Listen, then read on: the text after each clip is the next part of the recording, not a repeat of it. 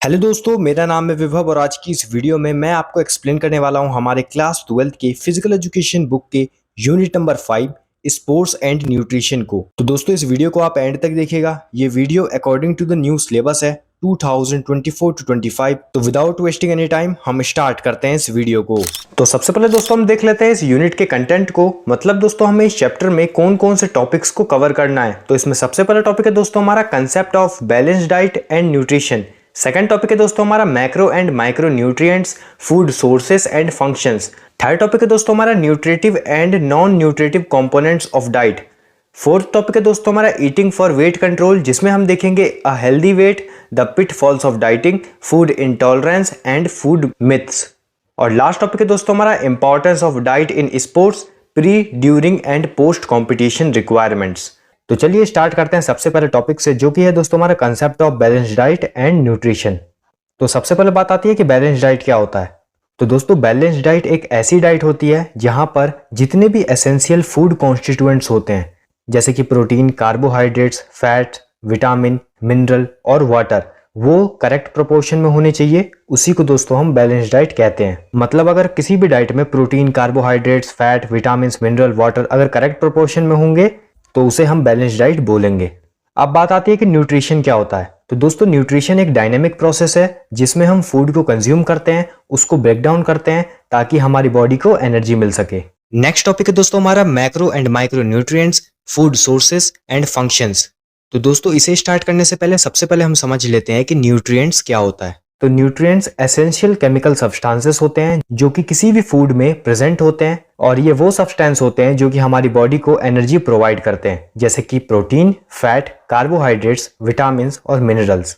Nutrients दो type के होते हैं, मैक्रो न्यूट्रिएंट्स और माइक्रो न्यूट्रिएंट्स। मैक्रो न्यूट्रिएंट्स वो न्यूट्रिएंट्स होते हैं जिसकी हमारी बॉडी को लार्ज क्वांटिटी में रिक्वायरमेंट होती है, और ये हमारी बॉडी को एनर्जी सप्लाई करते हैं और हमारी बॉडी के ग्रोथ और मेंटेनेंस में काफी ज्यादा हेल्पफुल होते हैं। मैक्रो न्यूट्रिएंट्स में आते हैं carbohydrates, fats, proteins and water. इनको अभी हम सेपरेटली भी देखेंगे। अब बात आती है कि माइक्रो न्यूट्रिएंट्स क्या होते हैं। तो माइक्रो न्यूट्रिएंट्स वो न्यूट्रिएंट्स होते हैं जिसकी हमारी बॉडी को स्मॉल क्वांटिटी में रिक्वायरमेंट होती है, और ये हमारी बॉडी के नॉर्मल फंक्शनिंग में काफी ज्यादा हेल्पफुल होते हैं। माइक्रो न्यूट्रिएंट्स में आते हैं मिनरल्स और विटामिन। इनको भी अभी हम सेपरेटली देखेंगे।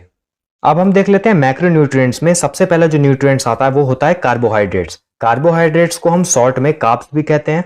कार्बोहाइड्रेट जो है काफी ज्यादा इंपॉर्टेंट सोर्स है एनर्जी का। कार्बोहाइड्रेट्स कुछ एलिमेंट से मिलकर बना हुआ है, जो कि है कार्बन, हाइड्रोजन और ऑक्सीजन। जो कार्बोहाइड्रेट्स वर्ड है उसमें जो कार्बो है उसका मतलब होता है कार्बन, हाइडर का मतलब होता है हाइड्रोजन एंड एट का मतलब होता है ऑक्सीजन। कार्बोहाइड्रेट एक ऑर्गेनिक कंपाउंड है जो कि काफी ज्यादा इंपॉर्टेंट होता है हमारे डाइजेस्टिव प्रोसेस में। कार्बोहाइड्रेट के कुछ सोर्सेस होते हैं, मतलब कहाँ से हमें कार्बोहाइड्रेट्स मिल सकता है। तो rice, sugar, bajra, pulses, gram, potato and banana से कार्बोहाइड्रेट्स हमें मिल सकता है। कार्बोहाइड्रेट्स की अगर हमारी बॉडी में कमी हो जाती है तो उससे हमें कुछ डिजीज भी हो सकती है, जैसे कि हमारा वेट कम होना स्टार्ट हो जाएगा, हमारे चेहरे पर रिंकल्स आने स्टार्ट हो जाएंगी, और जो हमारी बॉडी होगी वो बिल्कुल थिन और लीन लगने लगेगी। कार्बोहाइड्रेट्स दो टाइप के होते हैं, सिंपल कार्बोहाइड्रेट और complex carbohydrate. Glucose, fructose, galactose, sucrose, maltose and lactose, ये सभी सिंपल कार्बोहाइड्रेट्स होते हैं। सिंपल कार्बोहाइड्रेट्स सॉल्यूबल होते हैं वाटर में, इनका जो टेस्ट होता है वो स्वीट होता है, और ये क्विक एनर्जी प्रोवाइडर होते हैं। मतलब अगर हम इन्हें कंज्यूम करेंगे तो हमें बहुत ही जल्दी एनर्जी मिलेगी। और जो सिंपल कार्बोहाइड्रेट्स होते हैं वो बहुत ही जल्दी डाइजेस्ट हो जाते हैं और इनसे हमें बहुत ज़्यादा एनर्जी मिलती है। नेक्स्ट है कॉम्प्लेक्स कार्बोहाइड्रेट। तो स्टार्च, डेक्स्ट्रिन, ग्लाइकोजिन और सेल्यूलोज, ये सभी कॉम्प्लेक्स कार्बोहाइड्रेट्स हैं। कॉम्प्लेक्स कार्बोहाइड्रेट्स जो होते हैं वो इनसॉल्यूबल होते हैं वाटर में, इनका टेस्ट जो होता है वो स्वीट नहीं होता है, और इनसे हमें बहुत ही स्लो एनर्जी मिलती है। डाइजेशन प्रोसेस भी इनका काफ़ी ज़्यादा स्लो होता है और इससे हमें लेस एनर्जी भी मिलती है। अब हम देख लेते हैं प्रोटीन। तो प्रोटीन जो होता है उसको हम बॉडी बिल्डिंग फूड भी कहते हैं।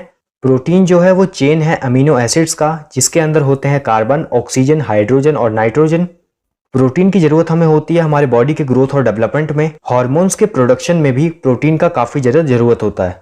प्रोटीन जो है वो कुछ एंटीबॉडीज़ को फॉर्म करता है, जिससे हम इलनेस से और डिजीजेस से प्रिवेंट रह सकते हैं, मतलब बचे रह सकते हैं। अगर हमारे बॉडी में प्रोटीन की कमी हो जाएगी तो उससे हमें कुछ डिजीज हो जाएंगे जैसे कि क्वाशियोरकोर और मेरस्मस। तो अब हम बात कर लेते हैं सोर्सेस ऑफ प्रोटीन की। मतलब दोस्तों जो प्रोटीन है वो हमें कहाँ कहाँ से मिलता है। तो प्रोटीन के 2 टाइप्स ऑफ सोर्सेस होते हैं। सबसे पहले एनिमल सोर्स, सेकंड होता है प्लांट सोर्स। एनिमल सोर्स मतलब वो प्रोटीन जो कि हमें एनिमल से मिलता है, और प्लांट सोर्स का मतलब होता है वो प्रोटीन जो कि हमें प्लांट से मिलता है। एनिमल सोर्सेस के एग्जांपल हो गए eggs, milk, milk products, meat और फिश। और प्लांट सोर्सेस के एग्जांपल हो गए pulses, soybean, green peas, groundnut, dry fruits, ये सभी। नेक्स्ट मैक्रोन्यूट्रिएंट है हमारा फैट। फैट जो है वो कार्बन, ऑक्सीजन और हाइड्रोजन से मिलकर बनता है। जब हम बहुत ज्यादा अमाउंट में कार्बोहाइड्रेट्स को कंज्यूम कर लेते हैं तो वो कन्वर्ट हो जाता है फैट में।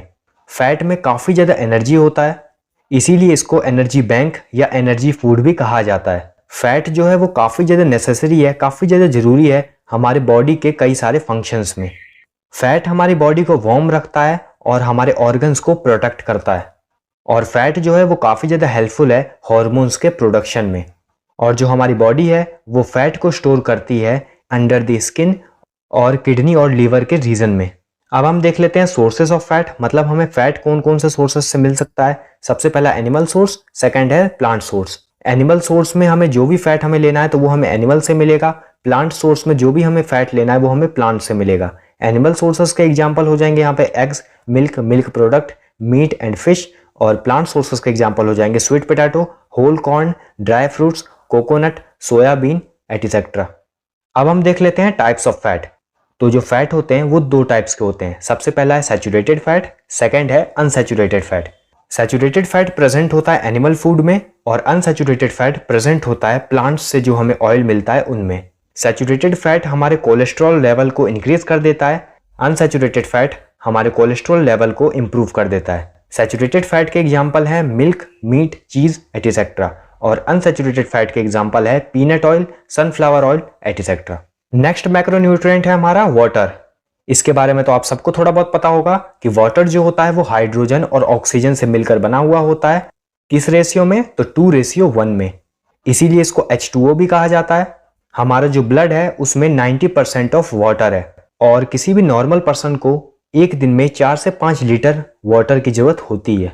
वाटर हमारे बॉडी टेम्परेचर को रेगुलेट करता है। वाटर का एक इंपॉर्टेंट काम ये भी है कि जो भी हम फूड कंज्यूम करते हैं तो उससे हमें जो भी न्यूट्रिएंट्स मिलता है उसको सेल्स तक पहुंचाने का जो काम होता है वो वाटर का होता है। और जो वाटर है वो काफ़ी ज़्यादा ज़रूरी होता है हमारे बॉडी के मेटाबॉलिज्म के लिए। और अगर हम वाटर को प्रॉपर अमाउंट में नहीं लेते हैं तो उससे क्या होगा, उससे हमें कुछ डिजीज हो सकती है जैसे कि कॉन्स्टिपेशन और डिहाइड्रेशन। अब हम देख लेते हैं माइक्रोन्यूट्रिएंट्स। माइक्रोन्यूट्रिएंट्स में सबसे पहला जो न्यूट्रिएंट आता है वो होता है मिनरल। मिनरल्स जो होते हैं वो काफ़ी ज़्यादा एसेंशियल होते हैं, मतलब काफ़ी ज़्यादा ज़रूरी होते हैं हमारी डाइट में। हमारा जो बॉडी वेट है उसमें 4% जो हमारा बॉडी वेट है वो मिनरल से मिलकर बना हुआ है। मिनरल्स जो होते हैं वो काफ़ी ज़्यादा ज़रूरी होते हैं हमारी हेल्दी टीथ के लिए, बोन्स के लिए और मसल्स के लिए। मिनरल्स जो हैं वो फूड को एनर्जी में कन्वर्ट करते हैं और हमारे बॉडी में जितने भी एंजाइम्स होते हैं उनके एक्टिवेशन के लिए मिनरल्स की काफ़ी ज़्यादा ज़रूरत होती है। और हमारी बॉडी में जितने भी फ्लूइड हैं उन सभी को रेगुलेट करने के लिए भी काफ़ी ज़्यादा मिनरल्स की ज़रूरत होती है। मिनरल्स 2 टाइप के होते हैं, मैक्रो मिनरल्स और माइक्रो मिनरल्स। माइक्रो मिनरल्स को हम ट्रेस मिनरल्स भी कहते हैं। मैक्रो मिनरल्स की हमारी बॉडी को लार्ज अमाउंट में नीड होती है और माइक्रो मिनरल्स की हमारी बॉडी को स्मॉल अमाउंट में नीड होती है। अब हम देख लेते हैं मैक्रो मिनरल्स। मैक्रो मिनरल्स में सबसे पहला जो मिनरल आता है वो होता है कैल्शियम। तो कैल्शियम हमारी बोन्स और टीथ की ग्रोथ और डेवलपमेंट में काफ़ी ज़्यादा इंपॉर्टेंट रोल प्ले करते हैं। ब्लड क्लॉटिंग में भी काफ़ी ज़्यादा हेल्पफुल होते हैं कैल्शियम। अगर हमारी बॉडी में कैल्शियम की डेफिशिएंसी हो जाती है, मतलब अगर उसकी कमी हो जाती है तो हमें रिकेट्स हो सकती है। कैल्शियम के मेन सोर्सेस क्या है, मतलब हमें कहाँ से कैल्शियम मिल सकते हैं? तो cheese, milk, egg, green leafy vegetable से हमें कैल्शियम मिल सकते हैं। नेक्स्ट है हमारे पास पोटेशियम। पोटेशियम जो होता है वो भी काफ़ी ज़्यादा हेल्पफुल होता है हमारे नर्वस सिस्टम और मस्कुलर सिस्टम को फिट और एक्टिव बनाने में। पोटेशियम जो होता है वो काफ़ी ज़्यादा हेल्पफुल होता है हमारे ब्लड और टिश्यूज़ में जो वाटर होता है उनका अमाउंट को मेंटेन करने के लिए। पोटेशियम की कमी अगर हो गई हमारी बॉडी में तो उससे हमें कुछ डिजीज हो सकते हैं जैसे कि हाई ब्लड प्रेशर, कॉन्स्टिपेशन और फटीग। पोटेशियम हमें कहाँ से मिल सकता है, क्या क्या उनके मेन सोर्स हैं? तो बनाना, टोमेटोज, ग्रीन लीफी वेजिटेबल से हमें पोटेशियम मिल सकता है। नेक्स्ट है हमारे पास सोडियम। सोडियम भी एक मैक्रो मिनरल है। सोडियम जो है वो काफी ज्यादा हेल्पफुल होता है हमारे मस्कुलर एक्टिविटीज में। सोडियम जो होता है वो काफी ज्यादा हेल्पफुल होता है हमारी बॉडी में वाटर का बैलेंस बनाने के लिए, उसको मेंटेन करने के लिए। सोडियम हमें कहाँ से मिल सकते हैं, क्या क्या उनके सोर्सेस हैं, तो टेबल सॉल्ट, पिकल्स और बटर से हमें सोडियम मिल सकता है। नेक्स्ट है हमारे पास मैग्नीशियम। मैग्नीशियम भी एक मैक्रो मिनरल है। मैग्नीशियम हमारे बॉडी सेल्स को मेंटेन और रिपेयर करता है। मैग्नीशियम की अगर कमी हो गई हमारी बॉडी में तो high blood pressure, heart disease, diabetes और ऑस्टियोपोरोसिस नाम की एक डिजीज जो है वो हमें हो सकती है। मैग्नीशियम के मेन सोर्सेस क्या हैं, कहाँ से हमें मैग्नीशियम मिल सकता है, तो मीट, ब्राउन राइस और बीन्स से हमें मैग्नीशियम मिल सकता है। नेक्स्ट हमारे पास फॉस्फोरस। फॉस्फोरस भी एक मैक्रो मिनरल है। फॉस्फोरस जो होता है वो काफी ज्यादा हेल्पफुल होता है हमारे बोन्स और टीथ के फॉर्मेशन में। फॉस्फोरस हमारी मसल्स और नर्व एक्टिविटीज को नॉर्मल करके रखता है। फॉस्फोरस की अगर कमी हो गई हमारी बॉडी में तो उससे हमारी जो भूख है वो मिट सकती है, एंग्जाइटी हो सकती है और फटीग हो सकती है। फॉस्फोरस के क्या क्या मेन सोर्सेस हैं, कहाँ से हमें फॉस्फोरस मिलता है, तो एग, फिश, मिल्क से हमें फॉस्फोरस मिलता है।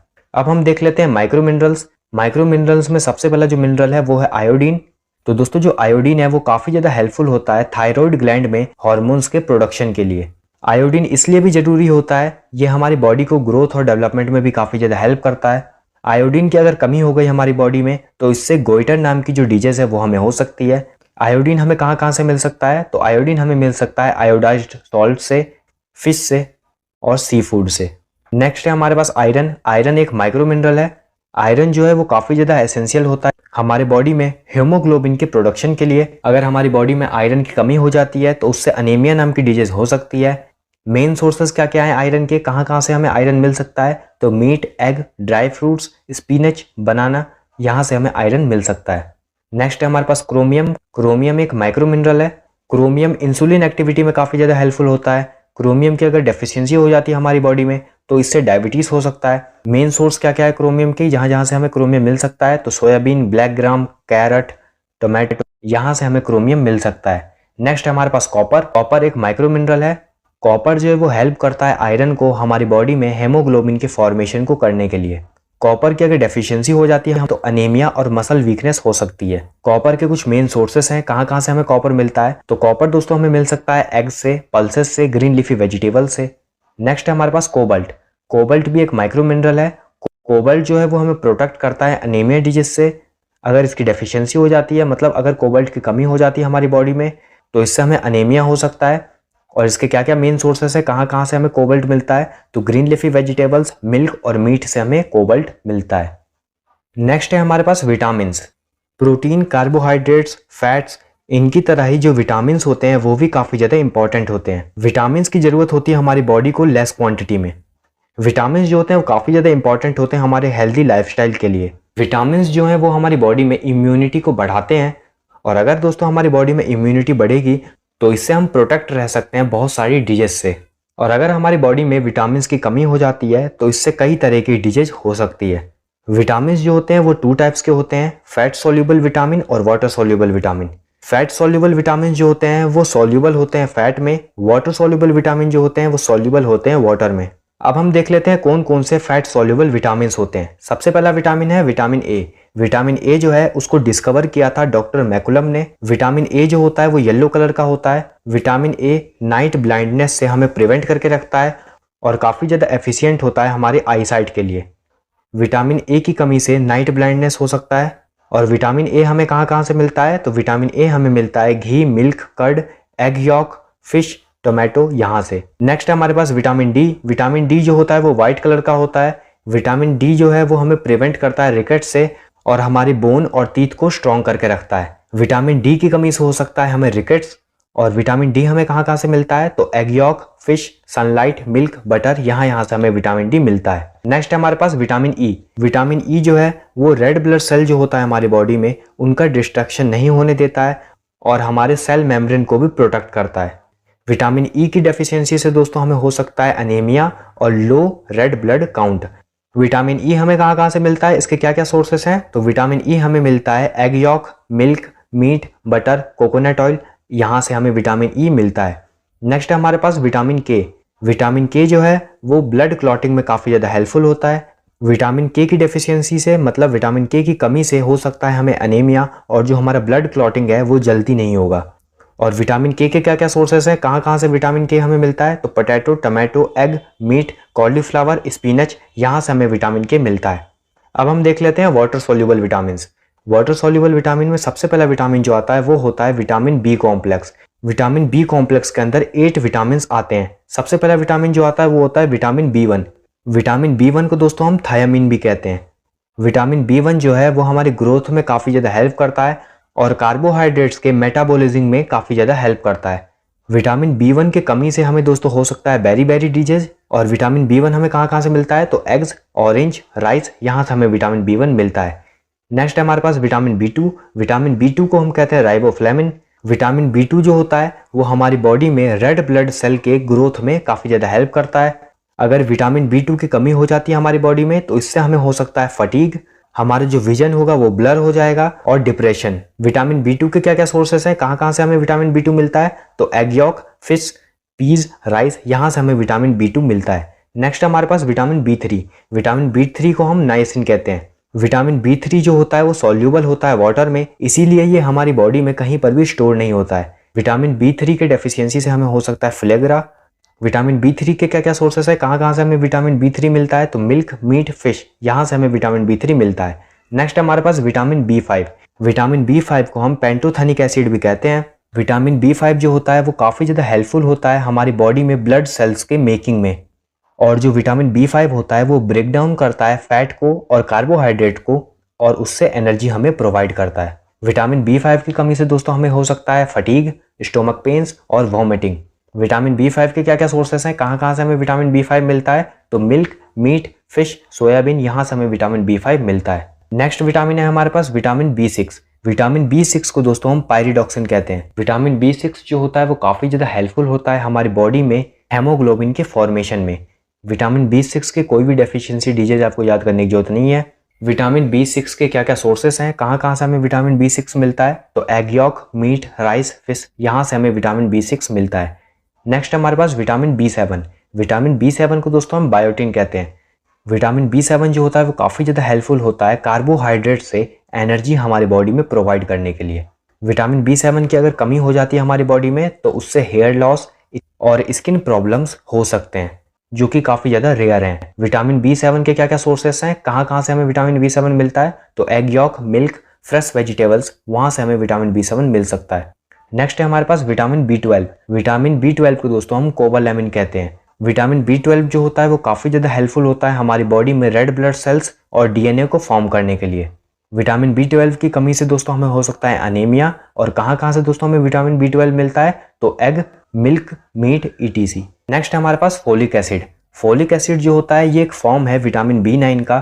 फोलिक एसिड जो होता है वो काफ़ी ज़्यादा इंपॉर्टेंट होता है रिप्रोडक्शन के टाइम पर, हमारी बॉडी के ग्रोथ और डेवलपमेंट में, और ब्लड फॉर्मेशन में भी काफ़ी ज़्यादा हेल्पफुल होता है। फोलिक एसिड की कमी से दोस्तों हमारी बॉडी में एनीमिया नाम की डिजीज हो सकती है। और फोलिक एसिड हमें कहाँ कहाँ से मिलता है, तो ब्रोकली, स्पिनच, पीनट्स, यहाँ से हमें फोलिक एसिड मिलता है। नेक्स्ट वाटर सॉल्युबल विटामिन है विटामिन सी। विटामिन सी को दोस्तों हम एस्कॉर्बिक एसिड भी कहते हैं। विटामिन सी जो होता है वो व्हाइट कलर का होता है। विटामिन सी जो होता है वो काफ़ी ज़्यादा हेल्पफुल होता है हमारे बोन्स, ब्लड वेसल्स और लिगामेंट को मेंटेन करने के लिए। अगर हमारी बॉडी में proper amount of vitamin C present है तो इससे अगर हमें चोट लग भी जाएगी तो वो काफ़ी जल्दी ठीक भी हो जाएगी। विटामिन सी की कमी से दोस्तों में स्कर्वी नाम की डिजीज हो सकती है। विटामिन सी के क्या क्या सोर्सेस हैं, कहाँ कहाँ से हमें विटामिन सी मिलता है, तो lemons, pine apples, grapes, apples, oranges, यहाँ से हमें विटामिन सी मिलता है। लास्ट टॉपिक है दोस्तों हमारा nutritive and non nutritive components of diet. तो सबसे पहले हम देख लेते हैं कि न्यूट्रिटिव कंपोनेंट्स ऑफ डाइट क्या होते हैं। तो न्यूट्रिटिव कंपोनेंट्स तो वो कंपोनेंट्स होते हैं जिसको हमारी बॉडी अच्छे से डाइजेस्ट कर लेती है और उससे हमें एनर्जी मिलती है। न्यूट्रिटिव कंपोनेंट्स ऑफ डाइट में क्या क्या चीज़ें आती हैं, तो प्रोटीन, कार्बोहाइड्रेट्स, फैट, विटामिन्स और मिनरल्स। इन सभी चीज़ों के बारे में दोस्तों अभी हमने बात कर ली थी पहले। अगर आपको इनको फिर से समझना हो तो मैंने डिस्क्रिप्शन बॉक्स में टाइम स्टैम्प्स दे रखे हैं, वहाँ पर क्लिक करके आपको जो भी पार्ट देखना है वो आप देख सकते हैं। अब हम देख लेते हैं non nutritive components of diet. Non nutritive components वो कंपोनेंट्स होते हैं जिनकी कोई न्यूट्रिटिव वैल्यू नहीं होती है और वो सिर्फ हमारी एपिटाइट को सेटिस्फाई करने के लिए होते हैं। नॉन न्यूट्रिटिव कंपोनेंट्स से हमें कोई भी एनर्जी नहीं मिलती है। अब हम देख लेते हैं कि नॉन न्यूट्रिटिव कंपोनेंट्स में क्या क्या चीजें आती हैं। तो सबसे पहले आता है फाइबर, जिसे हम रफेज भी कहते हैं। हमारे फूड का इनडाइजेस्टेबल पोर्शन जो होता है वो फाइबर या फिर रफेज होता है। फाइबर या फिर रफेज जो होते हैं वो काफी ज्यादा हेल्पफुल होते हैं डाइजेशन में, कॉन्स्टिपेशन में और हमारी बॉडी में कोलेस्ट्रॉल लेवल को भी मेंटेन करके रखते हैं। नेक्स्ट है हमारे पास वाटर। वाटर भी एक non nutritive component of diet है। वाटर जो है वो काफी ज्यादा एसेंशियल कंपोनेंट है हमारी डाइट का।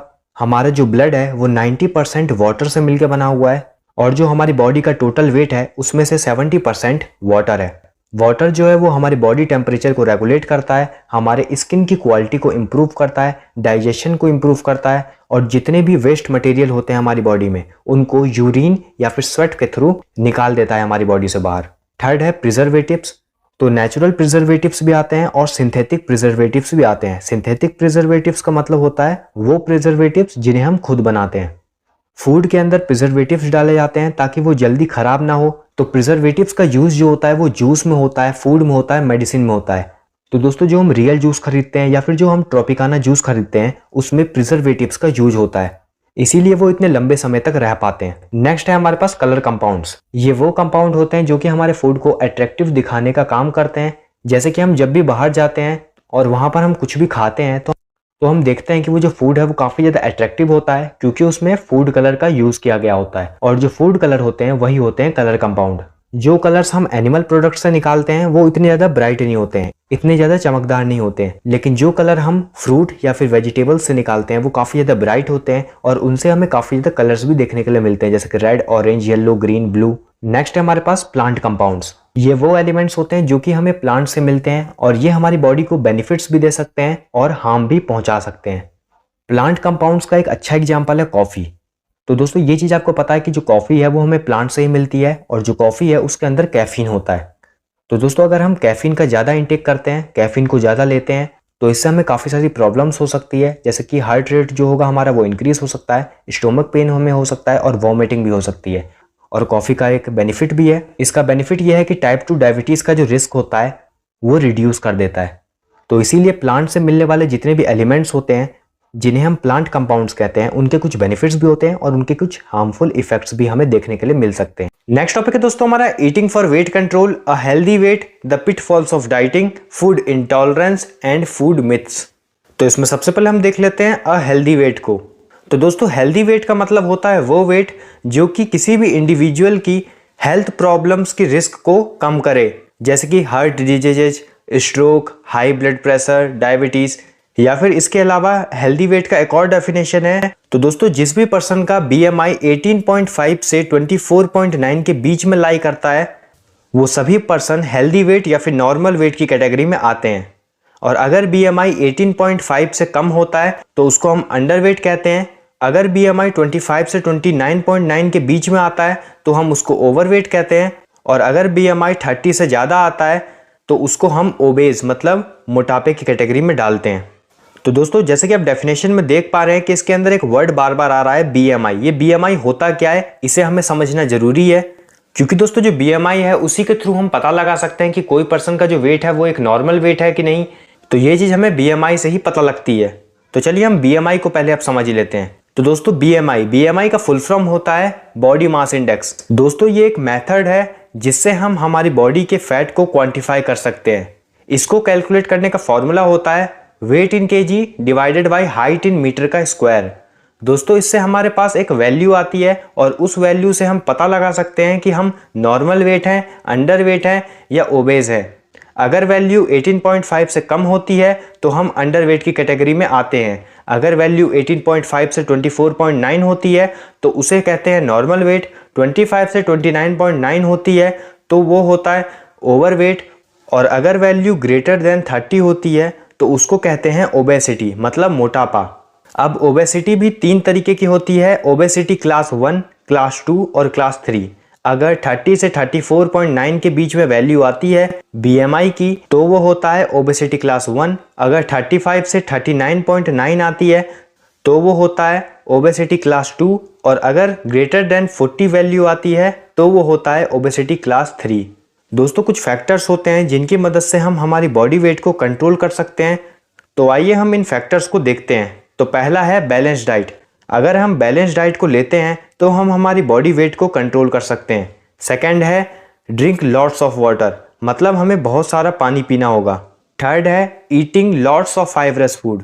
अगर हम बहुत सारा फाइबरस फूड खाते हैं तो हम हमारे वेट को कंट्रोल कर सकते हैं, क्योंकि फाइबरस फूड ईजिली डाइजेस्ट नहीं होते हैं और इसीलिए ही हमारी बॉडी को बहुत सारा काम करना होता है उस फूड को डाइजेस्ट करने के लिए। अगला है अवॉइड फैट्स, मतलब हमें फैटी फूड्स नहीं खाना है। फिर है फिजिकल एक्टिविटी, मतलब हमें बहुत सारी फिजिकल एक्टिविटी करनी होगी, हमें एक्सरसाइज करनी होगी, इससे हम हमारी वेट को कंट्रोल कर सकते हैं। अगला है अवॉइड जंक फूड, हमें जंक फूड भी नहीं खाना है क्योंकि अगेन ये फैटी फूड में आता है। अगला है अवॉइड ओवर ईटिंग, मतलब हमें ओवर ईट भी नहीं करना है, तभी हम हमारी बॉडी वेट को कंट्रोल कर पाएंगे। नेक्स्ट अब हम देख लेते हैं द पिटफॉल्स ऑफ डाइटिंग। तो यहाँ पर दोस्तों दो वर्ड है जिसे हमें समझना जरूरी है। पिटफॉल्स का क्या मतलब होता है और डाइटिंग का क्या मतलब होता है। तो सबसे पहले हम समझ लेते हैं कि डाइटिंग क्या होता है। कि जितना खाना आपके बॉडी को रिक्वायर्ड है आप उससे कम खाओ, किस चक्कर में, ताकि आपका वेट कम हो जाए, ये होता है डाइटिंग। ये इतनी अच्छी प्रैक्टिस नहीं है और इसके बहुत डिसएडवांटेजेस है। तो पिटफॉल्स ऑफ डाइटिंग का मतलब होता है डिसएडवांटेजेस ऑफ डाइटिंग।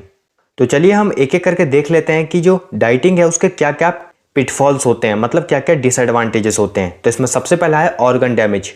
जितना खाना आपकी बॉडी को रिक्वायर्ड है अगर आप उससे कम खाते हैं तो इससे आपके ऑर्गन्स को काफ़ी ज़्यादा डैमेज होता है। जैसे इससे हार्ट अटैक का रिस्क इंक्रीज हो जाता है, ब्लड सर्कुलेशन डिस्टर्ब हो जाती है, किडनी पे भी बहुत ज़्यादा अफेक्ट होता है।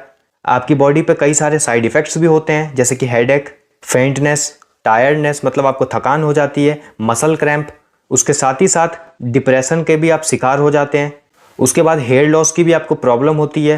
हेयर लॉस की प्रॉब्लम इसलिए आपको होती है क्योंकि दोस्तों आप रिक्वायर्ड अमाउंट में फूड को कंज्यूम कर नहीं रहे हैं, तो उससे दोस्तों आपकी बॉडी में फैट्स और प्रोटीन की कमी हो जाती है। इसी के कारण हेयर लॉस भी आपको होता है। मेमोरी लॉस, अगर आप रीडिंग कर रहे हैं, अगर आप स्टडिंग कर रहे हैं, अगर आप कोई काम कर रहे हैं तो दोस्तों आपको मेमोरी लॉस की भी प्रॉब्लम हो सकती है। सडन वेट गेन, मतलब दोस्तों आपका अचानक से वेट जो है वो बढ़ने लगता है। उसके बाद लो ब्लड शुगर लेवल, और ये इसलिए होता है क्योंकि आपकी बॉडी में कार्बोहाइड्रेट्स की भी कमी हो जाती है। तो ये सभी डिसएडवांटेजेस हैं डाइटिंग के। तो दोस्तों हमें डाइटिंग तो करनी ही नहीं चाहिए, हमें जो फूड है वो रिक्वायर्ड अमाउंट में लेना चाहिए ताकि हमारी बॉडी में किसी भी तरीके की कोई प्रॉब्लम ना हो।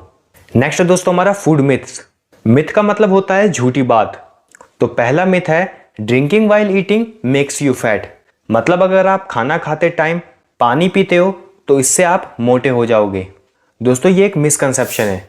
इसका असली रीज़न ये है कि जब हम खाना खाते हैं तो हमारे स्टोमक में कुछ डाइजेस्टिव जूस होते हैं और उस जूस से हमारा खाना ब्रेक डाउन होता है। लेकिन हम अगर उसी टाइम पर पानी पी लेते हैं तो वो डाइजेस्टिव जूस डाइल्यूट हो जाता है और इसके कारण हमारी बॉडी में फैट एक्यूमुलेट होने की प्रोबेबिलिटी बढ़ जाती है। सेकंड मिथ है food eaten late night is more fattening, मतलब अगर आप देर रात में कुछ खाना खाते हैं तो उससे आपकी बॉडी में ज़्यादा फैट एक्यूमुलेट होता है। दोस्तों ये भी एक मिसकंसेप्शन है। आप कोई भी फूड कभी भी खाएं उसका फैट कंटेंट बराबर ही होता है। फॉर एग्जाम्पल अगर आप मैगी को सुबह खाते हैं या फिर उसको देर रात को खाते हैं तो उसका जो फैट कंटेंट है वो बराबर ही होता है। अगला मिथ है vegetarian can not build muscles. तो दोस्तों ये एक सबसे बड़ा मिसकंसेप्शन है कि जो वेजिटेरियन पीपल है वो कभी भी अच्छी मसल्स नहीं बना सकते हैं, क्योंकि दोस्तों मसल्स बनाने के लिए बेसिकली प्रोटीन की ज़रूरत होती है और अगर कोई नॉन वेजिटेरियन होता है तो उसे एग्स या फिर मीट से एक अच्छा प्रोटीन का सोर्स मिल जाता है। जबकि अगर आप वेजिटेरियन हैं तो भी आप प्रोटीन को ऑप्टेन कर सकते हैं। आपको दाल खानी होगी, पनीर खाना होगा और जो भी वेजिटेरियन सोर्सेस हैं आप उसको खाकर भी एक अच्छी सी मसल्स बना सकते हैं। अगला मिथ है हेल्दी फूड इज़ एक्सपेंसिव, मतलब जो भी फूड हेल्दी है वो एक्सपेंसिव होगा। तो दोस्तों ये भी एक मिसकंसेप्शन है, जबकि ऐसा होता है कि जो स्टोर्ड फूड है वो ज़्यादा एक्सपेंसिव होता है। अगर हम इसका एक एग्जांपल लें तो अगर आप मैंगो को उसके सीज़न में ख़रीदते हैं तो वो लेस एक्सपेंसिव होता है, जबकि अगर आप उसको ऑफ सीज़न में परचेस करने जाते हैं तो वो ज़्यादा एक्सपेंसिव होता है, क्योंकि उसमें उसकी स्टोरेज कॉस्ट भी मिल जाती है। इसके अलावा भी दोस्तों कुछ और फूड मिथ्स हैं जिनको मैंने कमेंट सेक्शन में भी पिन अप कर दिया हूँ, उनको आप ज़रूर से पढ़ लीजिएगा। नेक्स्ट अब हम देख लेते हैं फूड इंटॉलरेंस। फूड इंटॉलरेंस वो कंडीशन होती है जब किसी भी पर्सन को किसी पर्टिकुलर फूड एलिमेंट को डाइजेस्ट करने में प्रॉब्लम होती है, और ऐसा इसलिए होता है क्योंकि हमारा डाइजेस्टिव सिस्टम उस फूड एलिमेंट को अच्छे से डाइजेस्ट या ब्रेक डाउन नहीं कर पाता है, और ये होता है एक एंजाइम की कमी के कारण। हमारी बॉडी में वो एंजाइम नहीं होता है उस टाइम पे जो उस फूड को ब्रेक डाउन करने के लिए रिक्वायर्ड होता है।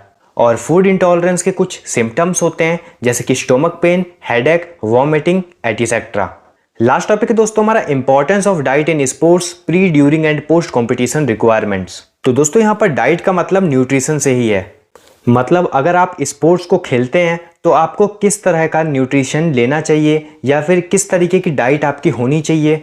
दोस्तों इसके 3 फेज होते हैं। एक होता है कंपटीशन के पहले वाला फेज, एक होता है ड्यूरिंग कंपटीशन वाला फेज, और एक होता है पोस्ट कंपटीशन फेज। मतलब जब आपका कंपटीशन हो चुका है। तो चलिए हम सबसे पहले समझते हैं न्यूट्रिशन बिफोर कंपटीशन। मतलब कंपटीशन के पहले हमें कैसे न्यूट्रिशन लेना चाहिए। तो दोस्तों कंपटीशन के 1 वीक या 2 वीक्स पहले हमें कॉम्प्लेक्स कार्बोहाइड्रेट डाइट पर चले जाना चाहिए, क्योंकि कॉम्प्लेक्स कार्बोहाइड्रेट लेने से हमारी बॉडी में जो ग्लाइकोजन की मात्रा है वो बढ़ जाती है, और ग्लाइकोजन एक एनर्जी सोर्स होता है जिससे हमें कंपटीशन के दौरान एक अच्छी एनर्जी मिल जाएगी। सेकेंड है न्यूट्रिशन ड्यूरिंग कॉम्पिटिशन। तो कंपटीशन के दौरान हम एक ऐसा न्यूट्रिशन लेते हैं जो कि हमें इंस्टेंट एनर्जी प्रोवाइड करता है, जैसे कि ड्रिंक्स। और इसका एक एग्जाम्पल भी यही है कि प्लेयर्स भी जो कंपटीशन होता है उसके बीच में उनके लिए ड्रिंक्स ब्रेक होता है, और तब वो ड्रिंक्स को लेते हैं जिससे उन्हें इंस्टेंट एनर्जी मिल जाती है। और लास्ट होता है न्यूट्रिशन आफ्टर कंपटीशन। मतलब कंपटीशन होने के बाद हमें कौन सा न्यूट्रिशन लेना चाहिए। तो दोस्तों कंपटीशन होने के बाद जनरली फ्लूइड लॉस को कवर किया जाता है और उसको ड्रिंक्स की मदद से कवर किया जाता है। तो अब हम देख लेते हैं इंपॉर्टेंस ऑफ डाइट या फिर न्यूट्रिशन इन स्पोर्ट्स। मतलब स्पोर्ट्स में डाइट और न्यूट्रिशन का क्या इंपॉर्टेंस होता है। तो इसका सबसे पहला पॉइंट है provide energy for training and competition. तो दोस्तों न्यूट्रिशन या फिर डाइट एथलीट को, स्पोर्ट्स पर्सन को एनर्जी प्रोवाइड करता है ताकि वो ट्रेनिंग में, कंपटीशन में अपना अच्छा परफॉर्मेंस दे सकें।